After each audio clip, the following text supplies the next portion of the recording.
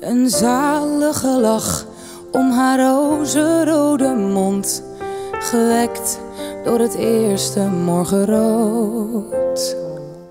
2 grote ogen peilen in het rond, alles is vreemd en veel te groot. Rare geluiden en stemmen op de gang, ze luistert en geniet. Want kleine Celine is helemaal niet bang. Oh, bang zijn kent ze nog niet. Nu eens vreugde, dan weer verdriet. Het leven wordt wat je er zelf van maakt. Maar de boze wolf die bijt jou niet. Want mama waakt, mama waakt.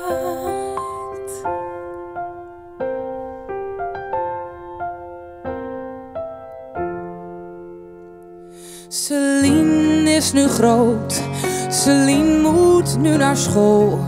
Ze zit te dromen in de klas. Want haar gedachten zijn steeds op de dol. Ze denkt vaak aan hoe het gisteren was. Het is zo voorbij, de jaren gaan te vlug.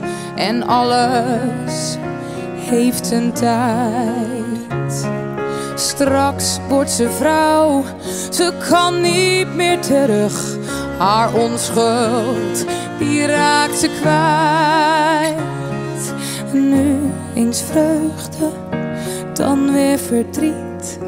Het leven wordt wat je er zelf van maakt. Maar de boze wolf die bijt jou niet. Want mama waakt, mama waakt. En dan trekt Celine de grote wereld in. Ze gaat niet over 1 nacht ijs. Ze voelt zich zo sterk, sterk als een koningin. Oh nee, haar maak je echt niks wijs. Maar dan op een dag, de eerste lentezon, ze wist niet wat haar overkwam. Het leek of met hem haar leven pas begon.